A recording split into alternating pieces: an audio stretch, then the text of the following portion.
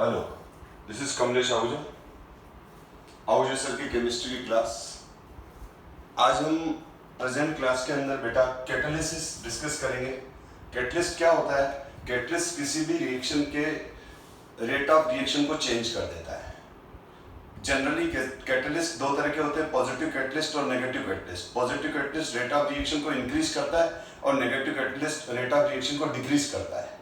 पर जनरली जब हम किसी भी रिएक्शन के लिए या जब हम डिस्कशन करते हैं और मैं बोलता हूँ या कोई टीचर बोलता है कि कैटलिस्ट, तो आप समझना वो पॉजिटिव कैटलिस्ट के लिए ही है।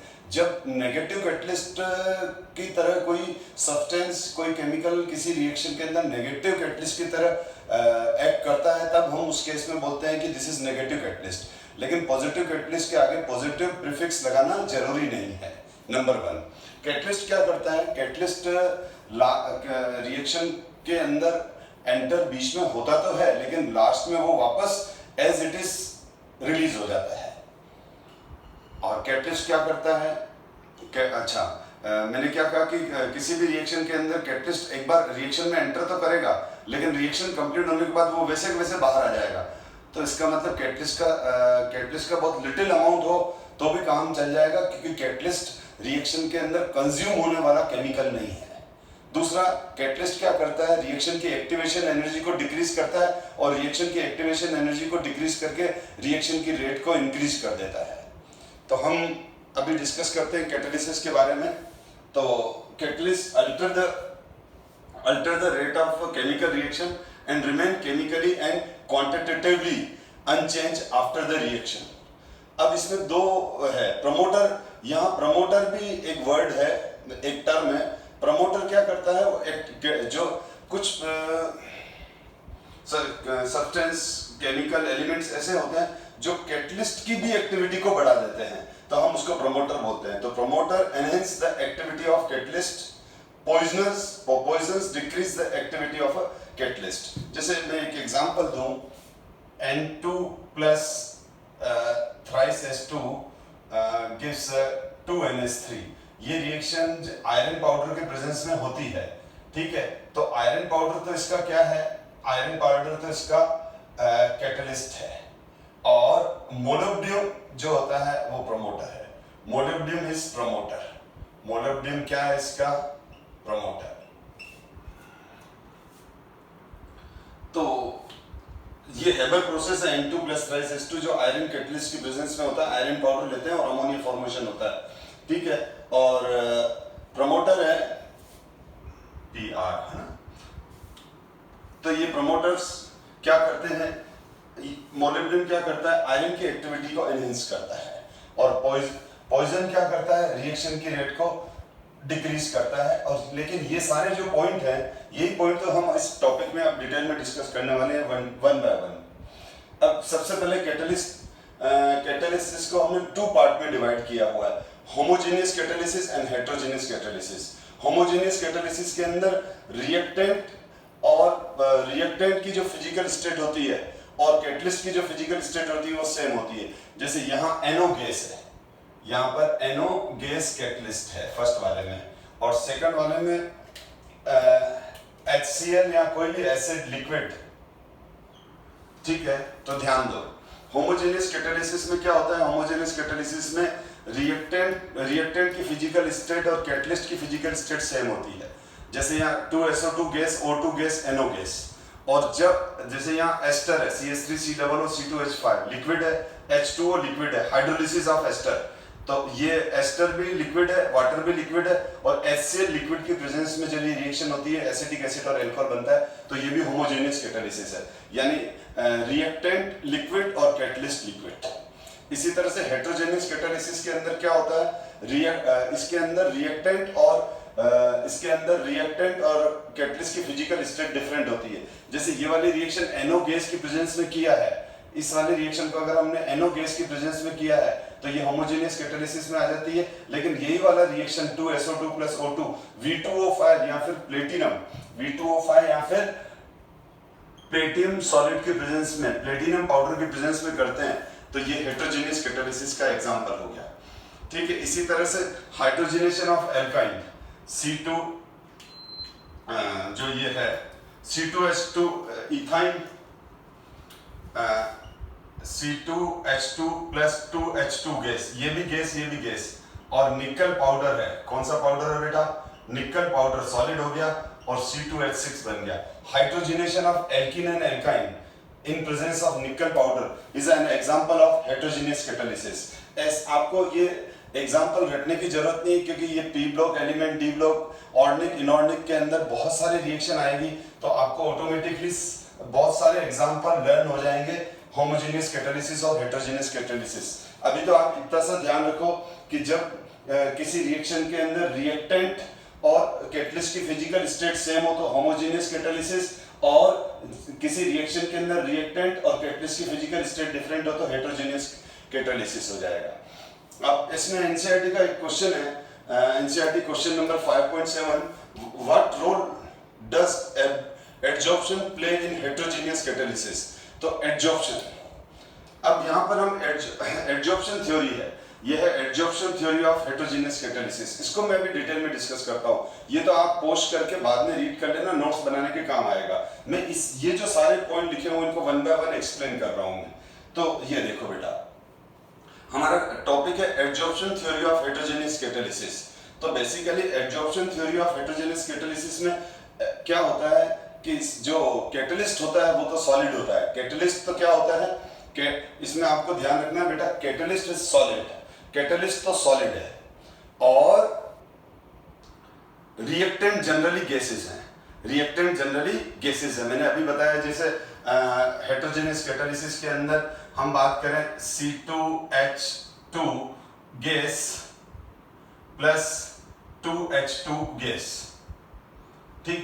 तो ये तो हो गए हमारे ये हमारी रिएक्टेंट स्पीशीज हो गई, these are reactant, these are reactant. अब ये रिएक्टेंट C2H6 इथेन में कन्वर्ट हो गया। किस में कन्वर्ट हो गया बेटा? ये इथेन में कन्वर्ट हो गया। तो इथेन में कन्वर्ट हो गए और ये इसमें हमने क्या लिया? निकल पाउडर लिया। अब ये निकल पाउडर क्या हो गया? सॉलिड हो गया। तो यहाँ पर ये जो निकल पाउडर, तो यहाँ पर जो ये रिएक्टेंट मॉलिक्यूल्स हैं, यहाँ पर जो ये रिएक्टेंट मॉलिक्यूल्स हैं, these reactant molecules act as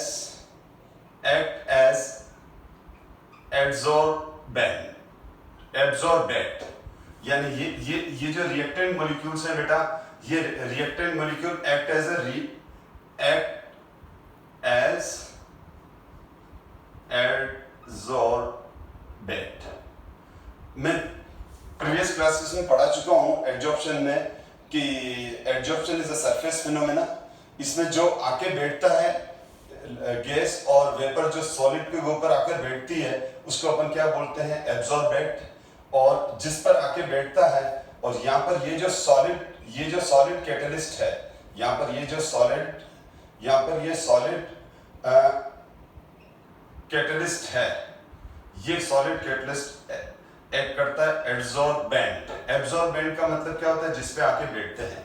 मैंने आपको बता रखा है कि early in the morning winter season में जब अपन उठ के अपनी एक्टिवा या कोई भी टू व्हीलर उठाते हैं तो उसका सीट कवर गीला होता है, तो सीट कवर तो हो गया एड्सॉर्बेंट, और वो जो वाटर वेपर है जो उसके सरफेस पर आकर कंडेंस हुई है वो हो गया एब्सॉर्बेंट।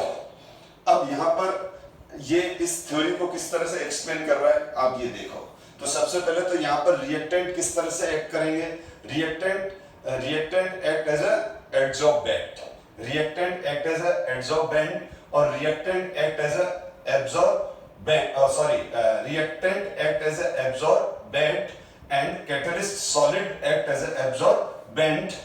तो यहाँ पर जैसे जनरली ये गैस और सॉलिड के बीच का केमिकल रिएक्शन है। यहाँ पर सपोज करो A प्लस B दो गैसेस हैं, और दोनों गैसेस किसी सॉलिड कैटलिस्ट की प्रेजेंस में AB प्रोडक्ट फॉर्म कर रहे हैं।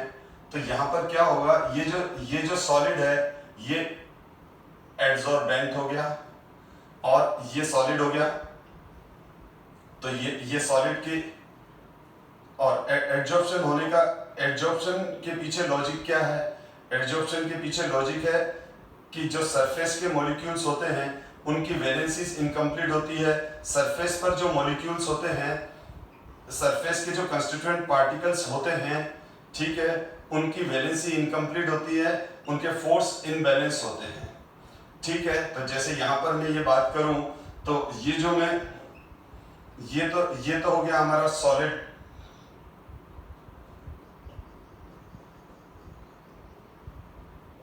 ये हमारा सॉलिड कैटलिस्ट हो गया। This is the solid catalyst. तो इसके नीचे मैं लिख रहा हूं सॉलिड कैटलिस्ट, और या फिर मैं ये लिख सकता हूं एक्ट एज एडसॉर्बेंट। तो ये एब्जॉर्बेंट है, ठीक है।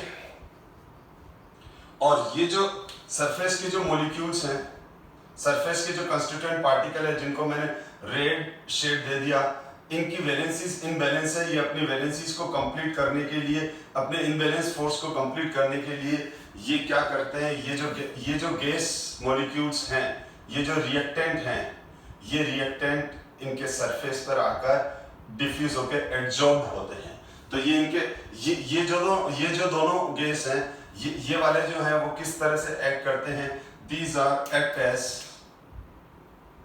ये एक्ट करेंगे एडसॉर्बेंट, रिएक्टेंट। तो मैंने यहां लिखा है रिएक्टेंट एक्ट एज एडसॉर्बेंट। अब यहां पर देखो, और ये सॉलिड है कैटलिस्ट। तो यहां पर क्या हुआ, ये जो रिएक्टेंट मॉलिक्यूल्स हैं, ये डिफ्यूज होकर सबसे पहले यहां पर आकर एब्जॉर्ब्ड होते हैं। यहां पर ये आकर क्या होते हैं, ये यहां पर आकर क्या हो रहे हैं, एब्जॉर्ब हो गए। तो ये यहां पर आए और एब्जॉर्ब हो गए, ठीक है। यहां पर ये आकर इसके सरफेस पर ये एब्जॉर्ब हो गए। अब जब इसके सरफेस पर ये एब्जॉर्ब हो गए, तो अब ये एब्जॉर्ब हो गए, ए बी एब्जॉर्ब हो गए।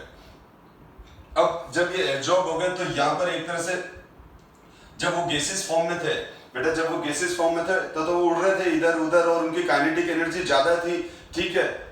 अब वो यहाँ पर आके इनकी काइनेटिक एनर्जी भी कम हो गई, और यहाँ पर वो एक लिटिल फोर्स से, स्मॉल फोर्स से, वंडरवाल फोर्स से आके थम गए मतलब अट्रैक्ट होके चिपक गए। यहाँ चिपक तो गए, पर वंडरवाल फोर्सेस से चिपके हैं ये, ए बी। अब ए और बी आमने सामने आ गए, तो ए और बी आमने सामने आने की वजह से क्या होगा, अब ए और बी के बीच में इंटरेक्शन होगा, और ए और बी में इंटरेक्शन होगा, तो जब ये नियर आ जाएंगे, पास में बैठे रहेंगे, तो क्या होगा, इन दोनों के बीच में इंटरेक्शन होगा, और ए और बी के बीच में ये रेड वाला बॉन्ड बनेगा। ये जो रेड वाला बॉन्ड है, this bond is a chemical bond. ये वाला जो रेड बॉन्ड है, ये यहाँ से यहाँ पर तो ये वंडरवाल ए का इस सॉलिड इसके साथ तो ए और बी वंडरवाल फोर्स के साथ फोर्स्ड है, यानी ए और बी जो रिएक्टेंट हैं वो इसके सरफेस पे एब्जॉर्ब हुए वंडरवाल फोर्स के थ्रू, यानी वीक वंडरवाल फोर्स के थ्रू। अब जब ये यहाँ पर इसके सरफेस पर ये एब्जॉर्ब हो गए, तो ए और बी नियर आ गए, तो ए और बी के बीच में इंटरेक्शन हुआ, और ए और बी के बीच में ये जो रेड वाला बॉन्ड है, ये केमिकल बॉन्ड बन गया, ये कोवेलेंट बॉन्ड बन गया। अब ये बॉन्ड बनने के बाद क्या होगा, अब ये बॉन्ड बनते ही ए और बी एक नया न्यू प्रोडक्ट बन गया। ए और बी अब ए बी प्रोडक्ट में कन्वर्ट हो गए। अब ये ए बी प्रोडक्ट यहां से एस्केप होंगे, डिसॉल्व होंगे। तो पहले ध्यान दो, एक मिनट, पहले यहां से वापस रीड करते हैं। Adsorption theory for heterogeneous catalysis, diffusion of reactant to the surface of the catalyst. ये रहा diffusion of reactant to the surface of the catalyst, ठीक। यानी ये वाला पॉइंट यहां दिख ही रहा है हमको, ठीक है। उसके बाद adsorption of the reactant molecule on the surface of the catalyst. तो मैंने क्या बताया था, ये हुआ था, ये यहां पर डिफ्यूज होके यहां आए, यहां आने के बाद यहां पर एडजॉर्ब हुए।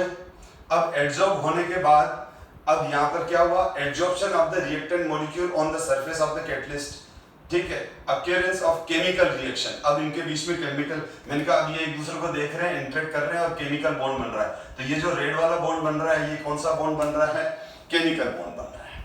अब उसके बाद क्या होगा, उसके बाद surface through a formation of किसी भी रिएक्शन में पहले इंटरमीडिएट प्रोडक्ट बन जाते हैं। अब सीधी बात है, surface through a formation of intermediates, एक तरह से पहले इंटरमीडिएट बनेंगे और फिर इंटरमीडिएट किस में कन्वर्ट हो जाएंगे, प्रोडक्ट में। अब डिसॉर्प्शन ऑफ रिएक्शन प्रोडक्ट, अब ये पहले ए और बी आपस में रिएक्ट करके इंटरमीडिएट प्रोडक्ट बनाएंगे, ठीक है। अब ये प्रोडक्ट बनने के बाद डिसॉर्प्शन होगा, डिसॉर्प्शन होने के बाद, डिसॉर्प्शन होने का मतलब ये हुआ कि अब ये जो यहाँ बन गए तो ये यहाँ से हटेंगे। देखो यहाँ से ये एस्केप हो रहे हैं, तो यहाँ से जैसे ये हटेंगे तो ये हट गए, ये हटके ए और बी अलग हो गए, ये हट गए, ये दोनों ये हट गए बेटा, तो ये दोनों हट गए और ये अलग हो गए। अब जैसे ही ये अलग हो गए तो नए ए और बी मॉलिक्यूल जो हैं, जो अनरिएक्टेड ए और बी हैं, ए और बी, ये वाले ए और बी क्या हैं, दीज आर अनरिएक्टेड। ये जो ए बी हैं दीज आर अनरिएक्टेड, जो जिन्होंने अभी रिएक्शन किया नहीं है, ये वेटिंग में थे तो ये अनरिएक्टेड थे, तो नए वापस आके इसकी तरफ क्या होने लगेंगे, डिफ्यूज होने लगेंगे, और ये जो है ये वाले प्रोडक्ट डिसॉर्प्शन हो गया। तो देखो क्या लिखा, क्या है, desorption of reaction product from the catalyst surface. तो आपने देखा ना, ये दोनों क्या हो गए, ये इन दोनों का तो डिसॉर्प्शन हो गया, ये प्रोडक्ट में कन्वर्ट हुए और प्रोडक्ट में कन्वर्ट होते ही रवाना हो गए, ठीक है, इनको छोड़ के चले गए, इस सॉलिड्स कैटलिस्ट सरफेस को छोड़ के चले गए। अब यहाँ छोड़ के चले गए तो वापस यहाँ वैकेंसीज क्रिएट हो गई, यहाँ वापस सीट खाली हो गई, तो जो दूसरे अभी रिएक्ट नहीं कर पाए तो अब वो नए आ जाएंगे, नए आके यहाँ आके बैठेंगे। ये अनरिएक्टेड ए बी है, ये अनरिएक्टेड ए बी इसके सरफेस पे आके बैठेंगे और वापस से यहाँ पर आकर ये बैठेंगे वंडरवाल फोर्स से, फिर ये ए और बी रिएक्ट करके इंटरमीडिएट में कन्वर्ट होंगे, फिर वो प्रोडक्ट में कन्वर्ट होंगे। ए और बी जैसे प्रोडक्ट मिलेगा वो वापस इस तरह से अलग होते जाएंगे, तो ये प्रोसेस एक साइकिल की तरह चलता रहेगा। तो ये देखो, desorption of reaction product from the catalyst surface, ये रहा, making the surface available for reaction to occurs, ठीक है। अब मतलब अब यहाँ पर हमारे पास नया सरफेस मिल गया, न्यू वैकेंसीज मिल गई, जो अनरिएक्टेड मॉलिक्यूल्स को वापस अपनी तरफ अट्रैक्ट करके और अपने सरफेस पर सेटल करेगा। तो डिफ्यूजन ऑफ रिएक्शन, ठीक है, products away from the surface of the solid, और ये दोनों तो क्या हो गए, दूर चले गए। तो आपको मैंने बहुत अच्छे से एक्सप्लेन कर दिया बेटा कि सीधी बात है कि इसको फिर मैंने एक प्रेजेंटेशन से भी क्लियर कर रहा हूं, देखो आप। तो ये जिसको थोड़ा सा डाउट हो तो ये डाउट यहां से क्लियर हो जाएगा। देखो यहां पर ये हुआ, ये रहा catalyst surface having free valencies, ये रही ए और बी रिएक्टेंट मॉलिक्यूल्स हैं। तो यहां पर ये हमारा क्या हो गया, एडसॉर्बेंट कैटलिस्ट, ये तो था हमारा कैटलिस्ट, ठीक है, और इस पर ये रिएक्टेंट मॉलिक्यूल क्या हो गए हमारे, एडसॉर्बेंट। ये इसके सरफेस पर आएंगे, ये इनके सरफेस पे आके एडजॉर्प्शन होगा इनका। तो एडजॉर्प्शन ऑफ रिएक्टिंग मॉलिक्यूल्स, ये adsorption of reactant molecule on the surface of solid catalyst जो एब्जॉर्बेंट की तरह एक्ट कर रहा है। और यहाँ पर ये देखो, ये दोनों आपस में ये ए यहाँ एडजॉर्ब हुआ, बी यहाँ एडजॉर्ब हुआ, ए और बी जैसे एडजॉर्ब हुआ तो ए और बी के बीच में ये रेड बॉन्ड बन गया। ये जो रेड बॉन्ड बन गया ए और बी के बीच में, ए और बी के अब adsorption of the reactant molecules, अब ये ए और बी पास में आ गए तो ये इंटरेक्ट करके ये केमिकल बॉन्ड बना दिया। अब ये केमिकल बॉन्ड बना दिया तो इनका पर्पस सॉल्व हुआ, ये इसको छोड़ के अलग हो जाएंगे, ये इसको छोड़कर अलग हो जाएंगे, ये ए और बी, ठीक है। तो ये इसको छोड़कर अलग हो जाएंगे, तो प्रोडक्ट अलग हो गया और वापस ये फ्री हो गया। तो ये प्रोसेस इस तरह से रेगुलर चलता रहेगा। इसीलिए रिएक्टेंट का इसीलिए कैटलिस्ट का बहुत कम अमाउंट भी बहुत सारे रिएक्टेंट मॉलिक्यूल को प्रोडक्ट में कन्वर्ट कर देता है, ठीक है। आई थिंक आपको इस प्रेजेंटेशन से भी अच्छे से समझ में आ गया होगा, ये एनसीईआरटी में भी है, ये प्रेजेंटेशन एनसीईआरटी से ही लिया हुआ है मैंने।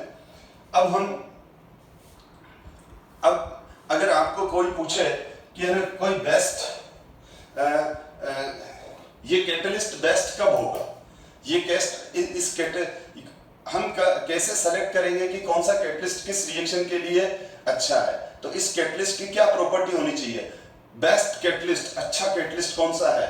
जिसके सरफेस पर ए बी तेजी से एडजॉर्ब हो, एडजॉर्ब तेजी से हो। और फिर ये जो प्रोडक्ट बना है बेटा, ये जो प्रोडक्ट बना है, ये वाला, ये जो प्रोडक्ट बन गया इसके सरफेस पे, ये प्रोडक्ट बन गया ना, ये प्रोडक्ट जो बन गया बेटा ध्यान दो, ये प्रोडक्ट जो बन गया है, ये प्रोडक्ट किस पे बना है? ये प्रोडक्ट बना है सरफेस पे। तो ये बेस्ट कब है? जब ए और बी तेजी से एडजॉर्ब हो, जल्दी से बैठ गया, यूं नहीं कि धीरे धीरे बैठ रहा, तो रिएक्शन की स्पीड फिर कम हो गई। तो ये ए और बी तेजी से बैठे यहाँ पर, और जैसे ही बैठा रिएक्शन हुई। अब रिएक्शन होने के बाद ये जो ए बी प्रोडक्ट बन गया, तो ये तेजी से इसको छोड़ दे, यानी फास्ट तो एडजॉर्प्शन होना चाहिए रिएक्टेंट मॉलिक्यूल का। आपसे कोई पूछे कि ये कैटलिस्ट बेस्ट कब होगा, तो आप बोलोगे ए और बी जो रिएक्टेंट है वो तेजी से, ए और बी रिएक्टेंट मॉलिक्यूल तेजी से क्या हो? एडजॉर्ब हो, तेजी से इसके सरफेस पर क्या हो? एडजॉर्ब हो। और जैसे ही प्रोडक्ट बने तो तेजी से डिसॉर्प्शन हो। तो फास्ट एडजॉर्प्शन होना चाहिए रिएक्टेंट मॉलिक्यूल्स का, और फास्ट डिसॉर्प्शन होना चाहिए प्रोडक्ट मॉलिक्यूल का। तभी तो ये फटाफट ये आए रिएक्ट हुए बाहर निकले, आए रिएक्ट हुए बाहर निकले, आए रिएक्ट हुए बाहर निकले, यानी तभी तो रिएक्शन फास्ट होगी। आई थिंक आप समझ गए होंगे। तो आपसे ये क्वेश्चन पूछे जाए कि बेस्ट कैटलिस्ट हेटेरोजेनियस कैटालिसिस के अंदर बेस्ट कंडीशन क्या है, तो fast adsorption of reacting molecules and fast desorption of product molecule. हम जो इंटरमीडिएट बोल रहे हैं वो इसको बोल रहे हैं, ठीक है ना, यानी ये इस पे एडजॉर्ब हुआ, एडजॉर्प्शन ऑफ रिएक्टेंट मॉलिक्यूल। अब सरफेस पे जो प्रोडक्ट मिला उसको इंटरमीडिएट बोला, इस इंटरमीडिएट से तेजी से प्रोडक्ट बाहर आ गया।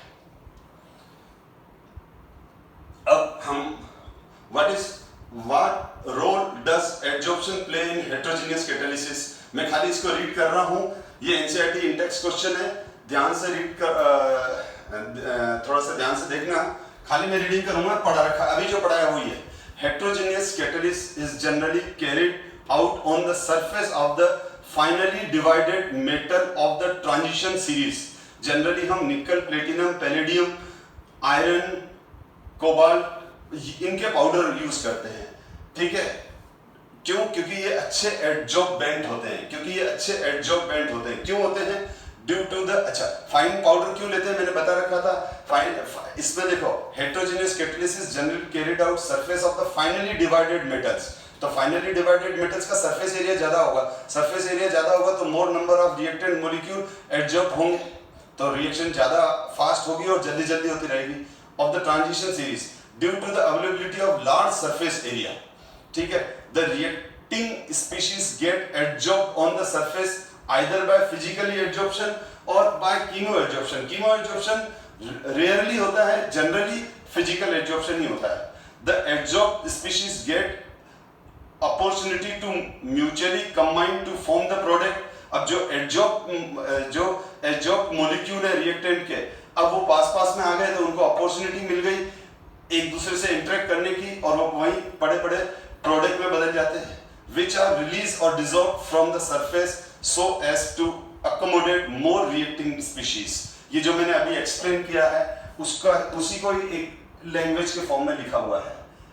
अब important feature of solid catalysis, तो important feature of solid catalysis क्या है?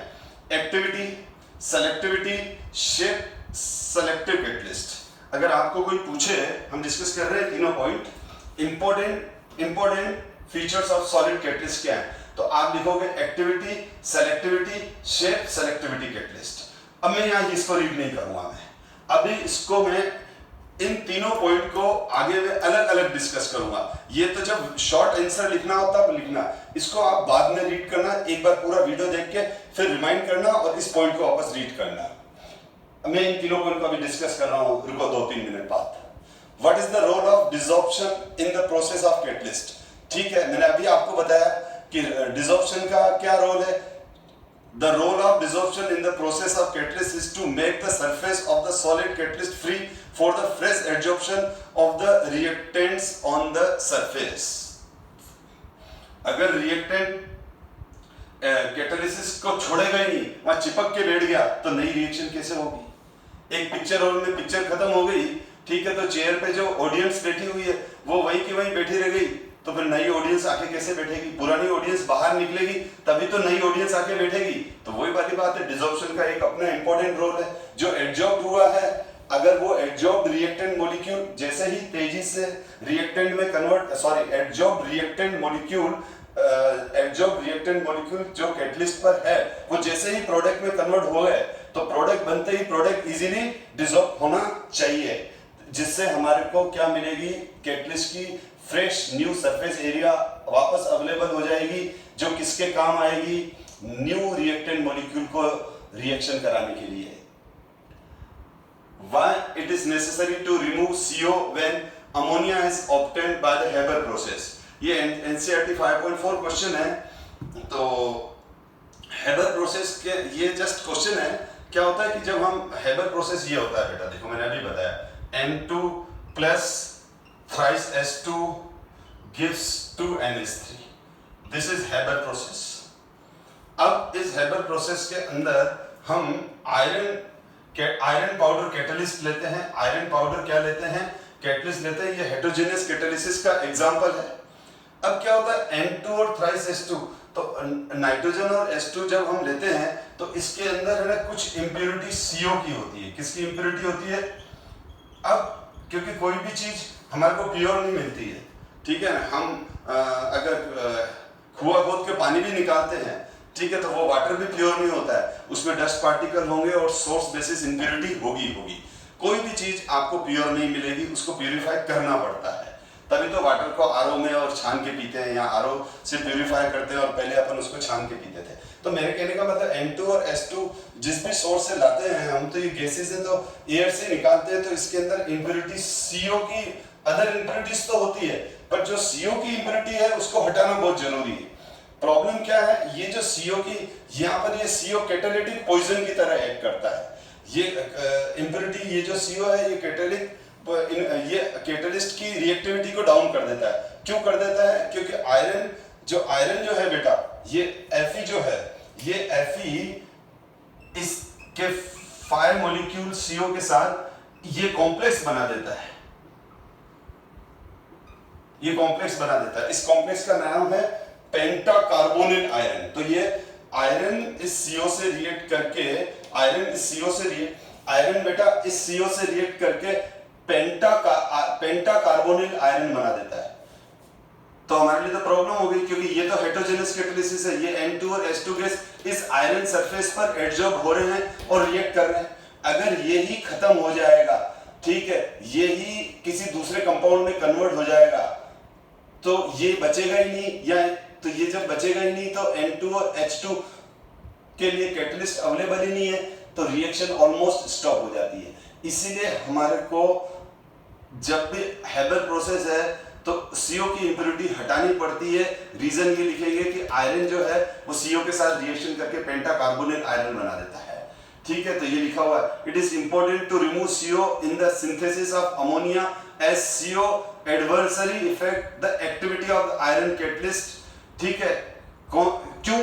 तो ये रीजन लिखोगे जो इसमें मैंने नहीं लिखा है। आप ये रिएक्शन लिख देना और ये लिख देना और लिख देना कि आयरन जो है वो CO के साथ रिएक्शन करके पेंटाकार्बोनिल आयरन बना देता है। तो आयरन कंज्यूम होता जाएगा, तो आयरन की सीधी बात है कैटलिस्ट ही धीरे धीरे खत्म हो जाएगा, तो रिएक्शन पर एडवाइजरी इफेक्ट आने ही है। फिर अब हम आगे बढ़ते हैं बेटा। Why is the easier hydrolysis slow? ये है NCERT 5.5 क्वेश्चन। पहले क्वेश्चन रीड कर रहा हूँ। Why is the ester hydrolysis slow in the beginning and become faster after some time? ये बोल रहा है कि जब एस्टर का हाइड्रोलिसिस होता है तो स्टार्टिंग में तो उसकी रेट स्लो होती है, लेकिन अचानक एक सर्टेन टाइम के बाद उसकी स्पीड बहुत बढ़ जाती है। अचानक सर्टेन टाइम के बाद उसकी स्पीड बहुत बढ़ जाती है। तो उसका रीजन क्या है बेटा? ये ऑटो कैटालिसिस का एग्जांपल है। मैं समझा रहा हूं ये ऑटो कैटालिसिस क्या होता है। और देखो एस्टर के अंदर क्या है, एस्टर का फॉर्मूला ये होता है,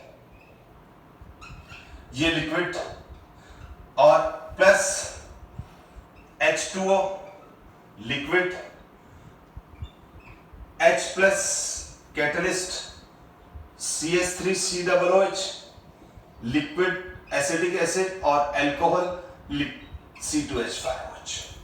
ठीक है, तो यहां पर क्या है, इस ध्यान दो बेटा, इसमें क्या हो रहा है, एस्टर वाटर से रिएक्शन कर रहा है, CH3COOH और C2H5 बना रहा है, और कैटलिस्ट क्या है, H+ है, यानी ये एसिड कैटलाइज होता है। लेकिन ये बोल रहा है कि हमने H+ नहीं लिया है, तो रिएक्शन स्लो है। तो अगर हमने क्या किया, एस्टर लिया, H2O लिया और रिएक्शन हो रही है, लेकिन स्लो हो रही है। क्यों हो रही है, मैंने यहां से क्या हटा दिए, H+। यानी वो क्वेश्चन बेसिकली ये है कि एस्टर का जब हम डायरेक्ट वाटर के साथ हाइड्रोलिसिस करते हैं तो वो बहुत ज्यादा स्लो है। तो पहले तो बता दूं, स्लो इसीलिए है क्योंकि ये रिएक्शन H+ आयन से कैटालाइज्ड होती है। ये रिएक्शन किससे कैटालाइज्ड होती है, this reaction is catalysed from H+। क्या यहाँ H+ लिखे हैं मैंने, नहीं, हटा दिए मैंने H+ आयन, तो ये रिएक्शन बहुत स्लो होगी। ये रिएक्शन ये देखेगी, काश H+ आयन मिल जाए तो मेरी स्पीड बढ़ जाए, काश मेरे पास H+ आ जाए कहीं से तो मेरी रिएक्शन की स्पीड बढ़ जाएगी। हुआ क्या, प्रोडक्ट एसिटिक एसिड है, हुआ क्या, प्रोडक्ट एसिटिक एसिड है। जैसे ही थोड़ा प्रोडक्ट बना एसिटिक एसिड, तो ये एसिटिक एसिड, ये बेटा एसिटिक एसिड क्या होगा, CH3COO- और H+ में आयोनाइज्ड होगा। ये CH3COO, CH3COO- और ये H+ में क्या हो जाएगा, आयोनाइज्ड हो जाएगा। और यही H+ आयन इस रिएक्शन के लिए कैटलिस्ट का वर्क करने लगेगा। यही H+ आयन, ये वाला जो H+ आयन है, किसका, इसी ने एक तरह से इन दोनों ने रिएक्ट करके प्रोडक्ट बनाया, इन दोनों ने रिएक्ट करके प्रोडक्ट बनाया, और उन प्रोडक्ट में से एक प्रोडक्ट एसिटिक एसिड था, वो एसिटिक एसिड आयनाइज होकर H+ आयन दे रहा है। अब इस रिएक्शन की जो डिजायर थी कि मेरे पास अगर कहीं से H+ आ जाए तो मेरी स्पीड बढ़ जाएगी, तो इसी रिएक्शन के प्रोडक्ट ने H+ आयन दे दिए, तो ये रिएक्शन की स्पीड बढ़ गई। तो ये हुआ ऑटोकैटालिसिस। ऑटोकैटालिसिस का मतलब क्या होता है कि किसी रिएक्शन के अंदर जो प्रोडक्ट बन रहे हैं, उन दोनों प्रोडक्ट में से कोई एक प्रोडक्ट, उन दोनों रिएक्शन में से उस रिएक्शन के प्रोडक्ट में से कोई एक प्रोडक्ट अगर कैटलिस्ट की तरह एक्ट करता है तो हम बोलेंगे ऑटोकैटालिसिस। तो किसी भी रिएक्शन के अंदर कोई भी एक किसी भी रिएक्शन के अंदर कोई एक प्रोडक्ट उस रिएक्शन को कैटालाइज करने लग जाए तो हम बोलेंगे ये रिएक्शन ऑटोकैटालिसिस है। ऑटोकैटालिसिस का एक एग्जांपल और भी है, जो ऑक्सैलिक एसिड है। ऑक्सैलिक एसिड का जब MnO4 की प्रेजेंस में रिएक्शन होता है तो यहां पर क्या होता है, 2CO2, अभी रिएक्शन बैलेंस नहीं की है मैंने, M+2 और H2O, रिएक्शन बैलेंस नहीं है, ठीक है। तो यहां पर क्या हो जाता है, ये ऑक्सैलिक एसिड है, COOH is called oxalic acid. तो ऑक्सैलिक एसिड के MnO4 का MnO4- लिया है। ऑक्सैलिक एसिड MnO4- से रिएक्शन करके CO2 बनाता है, और Mn पर जो +7 ऑक्सीडेशन स्टेट है, ठीक है ना। वैसे इसको बैलेंस करूं तो ये 5 हो जाएगा, ये 10 हो जाएगा, और ये 2 हो जाता है, ठीक है। देख, अभी मैं बैलेंस नहीं कर रहा हूं बेटा, बैलेंस करेंगे तो टाइम खराब होगा, ठीक है ना। तो अभी मैं खाली आपको रिएक्शन बता रहा हूं, क्योंकि मेरा पर्पस आपको कंसेप्ट क्लियर कराना है, ना कि रिएक्शन बैलेंस करेंगे अभी, ठीक है। तो अब ये रिएक्शन जो है ना, ये रिएक्शन का जो कैटलिस्ट है, इस रिएक्शन का जो कैटलिस्ट है वो Mn+2 है।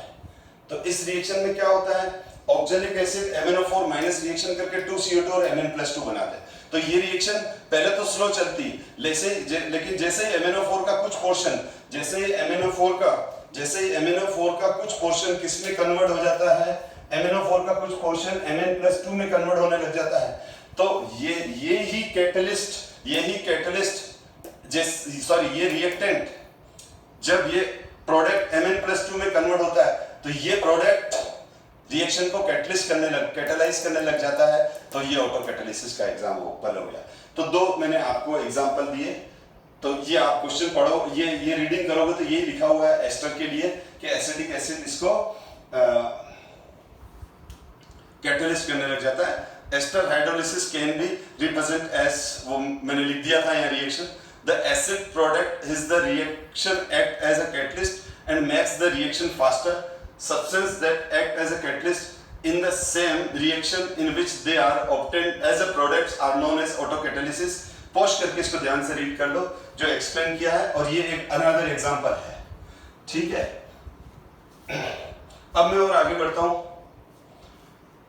मैंने कहा था ना मैं एक्टिविटी सेलेक्टिविटी के बारे में बात करूंगा, तो वो एक्चुअली में क्वेश्चन भी हो जाएगा। एनसीईआरटी 5.20 क्वेश्चन है, what do you mean by activity and selectivity of a catalyst. देखो एक्टिविटी ऑफ कैटलिस्ट तो मैं अभी डिस्कस कर चुका हूं कि हम अच्छा कैटलिस्ट किसको बोलेंगे, जो रिएक्टेंट मॉलिक्यूल को तो तेजी से अपने सरफेस पर एडजॉर्ब करे, जो रिएक्टेंट मॉलिक्यूल को तो अपने सरफेस पर तेजी से एडजॉर्ब कराए, और जैसे रिएक्टेंट प्रोडक्ट में बन जाए, जैसे ही उसके सरफेस पर रिएक्टेंट मॉलिक्यूल प्रोडक्ट में कन्वर्ट हुए वो तेजी से डिसॉल्व हो जाए।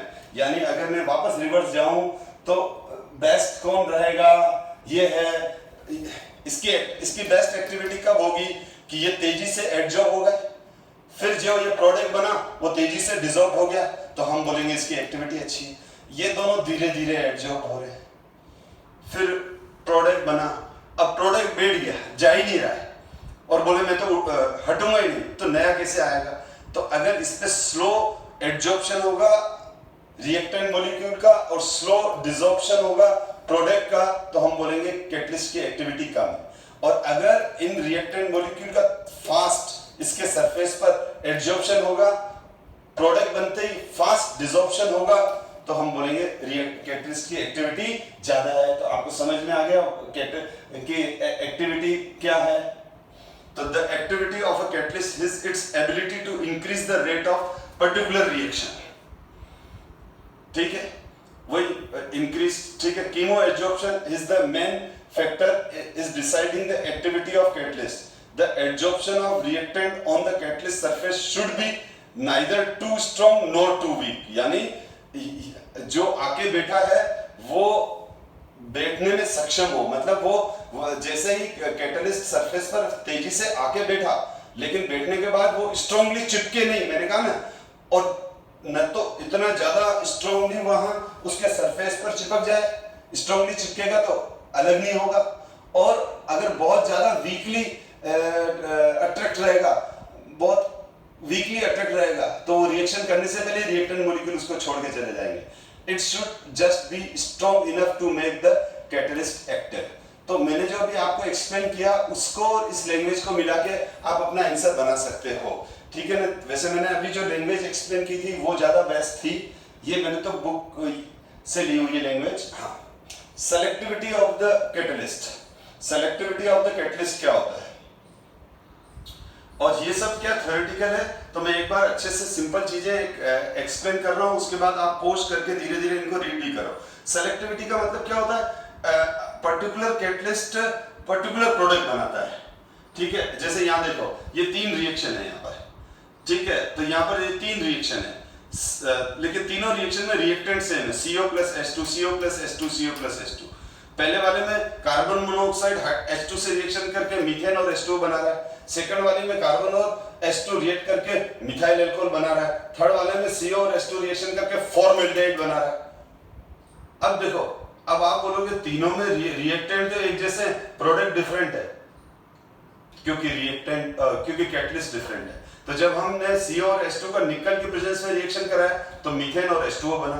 जब CO और H2 का कॉपर ZnO और Cr2O3 के प्रेजेंस में रिएक्शन कराया तो मिथाइल अल्कोहल बना। जब कार्बन मोनोऑक्साइड और H2 का कॉपर पाउडर के प्रेजेंस में रिएक्शन कराया तो HCHO बन गया। इसको बोलते हैं सेलेक्टिविटी, ठीक है। यानी डिफरेंट कैटलिस्ट डिफरेंट होने से same reactant molecule different product देते हैं, ठीक है। तो इसको बोलते हैं अपन सेलेक्टिविटी। अच्छा, describe some feature of catalyst by zeolites. Basically zeolites क्या होते हैं हम 11th में भी पढ़ चुके हैं, जियोलाइट्स के बारे में पी ब्लॉक में लास्ट में छोटा सा टॉपिक दिया हुआ था। जो जियोलाइट्स होते हैं वो मधुमक्खी का छत्ता होता है जैसा, बी कॉम बोलेंगे उसको, ठीक है। तो उस मधुमक्खी के छत्ते की तरह होते हैं, यानी ये एक पोरस 3D सॉलिड है, पोरस 3D सॉलिड है। तो ऑटोमेटिकली पोर जिसमें होंगे तो सरफेस एरिया पोर का भी अंदर से होगा, नंबर 1। अब इन पोर का साइज भी फिक्स होता है। जैसे आप देखो मधुमक्खी के छत्ते भी, मतलब ये जो छत्ते होते हैं, जो कॉम्ब होते हैं, ये भी डिफरेंट टाइप के होंगे। आई थिंक, मैं होप करता हूँ आपने देखे होंगे अलग अलग तरह के कॉम्ब। अलग अलग बी में भी क्या होती है, वेराइटी होती है। कुछ बी का साइज छोटा होता है, कुछ बी का बड़ा होता है।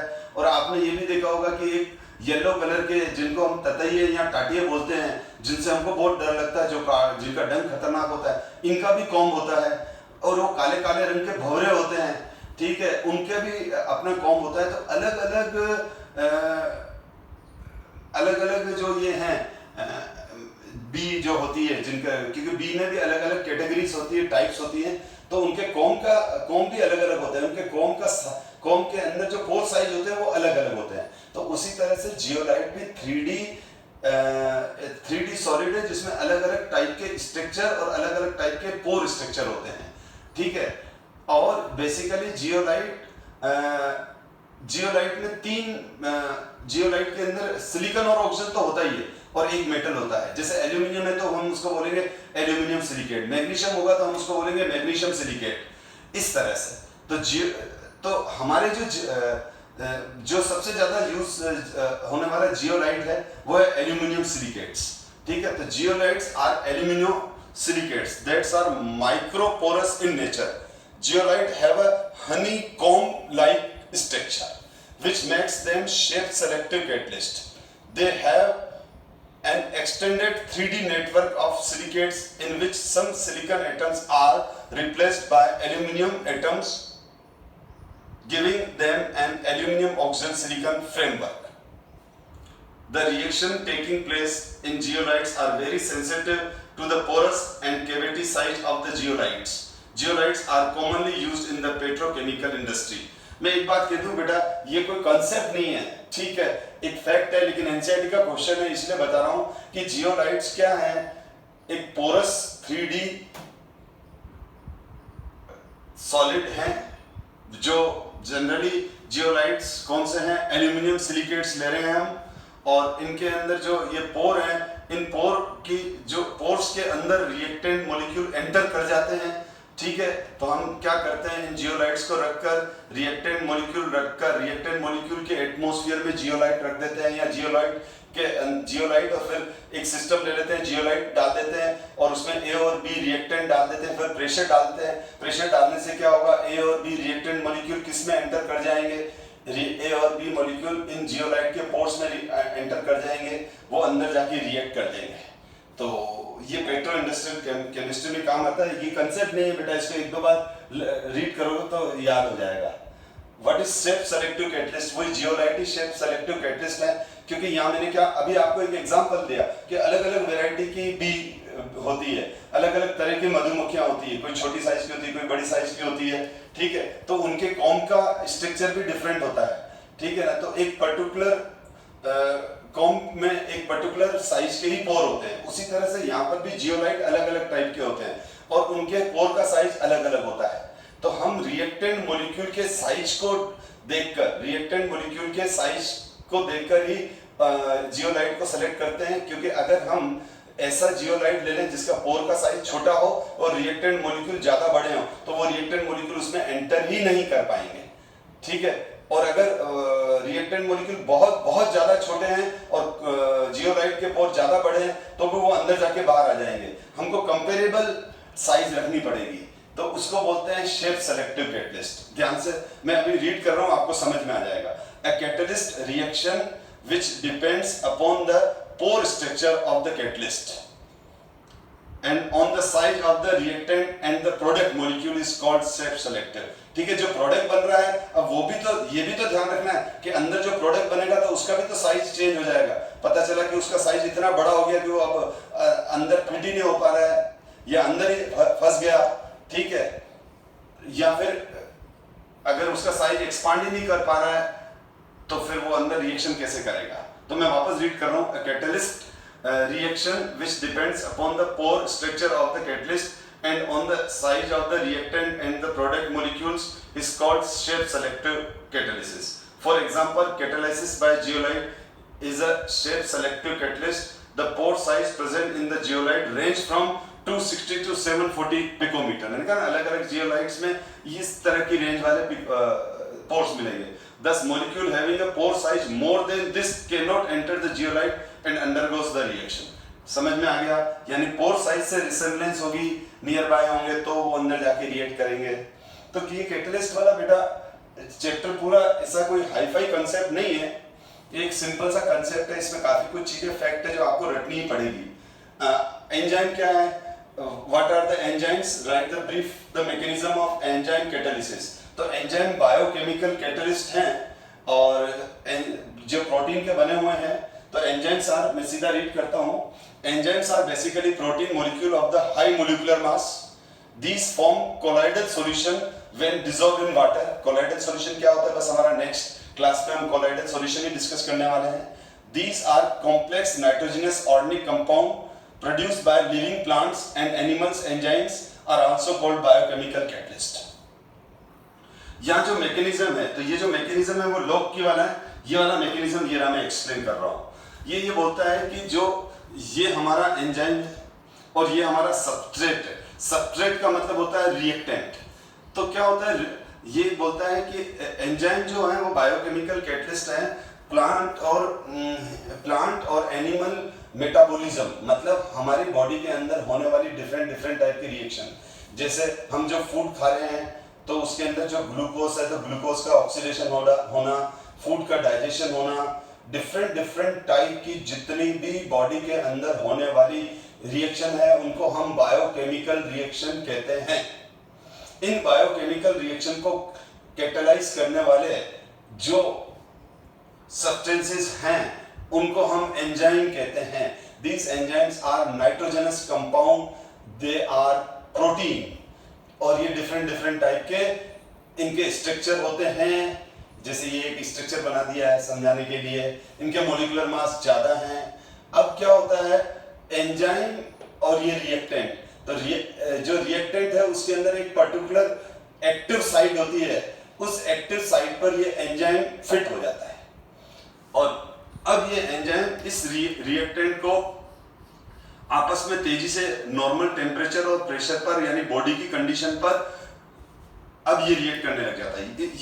ये सबस्ट्रेट है. सबस्ट्रेट का मतलब रिएक्टेंट और प्रोडक्ट है. ये सबस्ट्रेट का मतलब ये रिएक्टेंट और प्रोडक्ट है जो अब किसी प्रोडक्ट में कन्वर्ट होगा. सॉरी, वापस सुनना मैंने क्या बोला. मैं ये बोल रहा हूँ ये रिएक्टेंट है, जैसे ए और बी रिएक्टेंट है ये. तो इस ए और बी रिएक्टेंट को मैं क्या बोल रहा हूँ? सबस्ट्रेट है. ये कोई रिएक्टेंट है. अब ये रिएक्टेंट प्रोडक्ट में कन्वर्ट होगा. तो इस रिएक्टेंट को प्रोडक्ट में कन्वर्ट होने के लिए एंजाइम की जरूरत होती है. अब ये रिएक्टेंट, इस रिएक्टेंट में एक्टिव साइट होती है. तो ये एक्टिव साइट है और ये एंजाइम है. तो ये एंजाइम इस एक्टिव साइट के अंदर जाके इंसर्ट हो जाता है. जैसे ये लॉक है और ये की है, तो इसलिए लॉक की थ्योरी बोलते हैं इसको. अब ये एंजाइम और सबस्ट्रेट कॉम्प्लेक्स बन गया, इंटरमीडिएट बन गया. अब यहाँ पर ये जो सबस्ट्रेट है ये तो प्रोडक्ट में कन्वर्ट हो जाता है और एंजाइम फ्री हो जाता है. अब ये एंजाइम वापस नए सबस्ट्रेट को पकड़ता है और उससे रिएक्ट करता है और इस तरह से ये साइकिल चलता ही रहता है.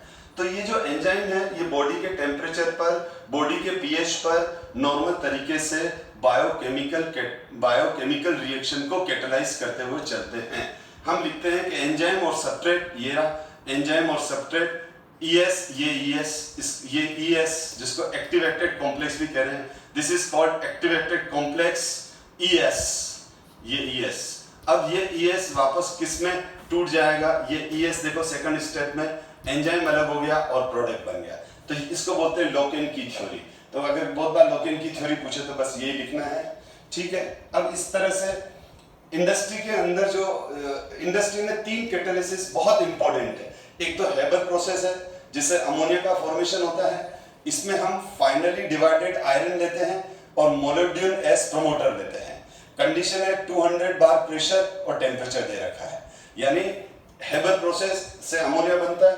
ऑसवाल्ड प्रोसेस है ऑसवाल्ड प्रोसेस से हम HNO3 बनाते हैं, इसकी रिएक्शन लिखी हुई है, अभी आपको याद नहीं करनी है, लेकिन पी ब्लॉक में हम इसको लर्न करेंगे। ऑसवाल्ड प्रोसेस है, ऑसवाल्ड प्रोसेस में हम प्लेटिनाइज्ड एस्बेस्टोस लेते हैं और टेम्परेचर 573। ये इंडस्ट्री में 3 रिएक्शन है जो बहुत इंपॉर्टेंट है। हेबर प्रोसेस हेटेरोजेनस कैटालिसिस है, ऑसवाल्ड प्रोसेस हेटेरोजेनस कैटालिसिस है, और last one is contact process जिससे हम H2SO4 बनाते हैं। इसमें हम प्लेटिनाइज्ड एस्बेस्टोस लेते हैं या फिर V2O5 वेनेडियम पेंटाऑक्साइड लेते हैं।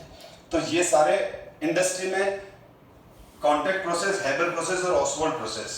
तो आपने देखा हेबर प्रोसेस तो अमोनिया बनेगा, ऑसवाल्ड से HNO3 बनेगा, और इनके अंदर ये कैटलिस्ट क्या यूज होता है ये लिखा हुआ है। एक्चुअली ये तीनों एनसीईआरटी में, ये टेबल भी एनसीईआरटी से लिया हुआ है मेरा, ठीक है, तो इसलिए मैंने यहाँ प्ले कर दिया इसको। अब हम ये कैटालिसिस टॉपिक हमारा आज का कंप्लीट हुआ, ठीक है। मैं होप करता हूँ कि आपको समझ में आया होगा, और छोटे मोटे पॉइंट अगर जैसे जियोलाइट है, शेप सेलेक्टिव कैटलिस्ट क्या है, तो ये फैक्ट है बेटा, तो इनको आपको लर्न ही करना है, ठीक है ना। तो बेसिक कैटालिसिस क्या है वो मैंने अच्छे से क्लियर कर दिया। नेक्स्ट क्लास से इंपॉर्टेंट और इंटरेस्टिंग टॉपिक चालू हो रहा है, जहां थोड़े बहुत कंसेप्ट भी हैं, वो है colloidal state. So thank you so much.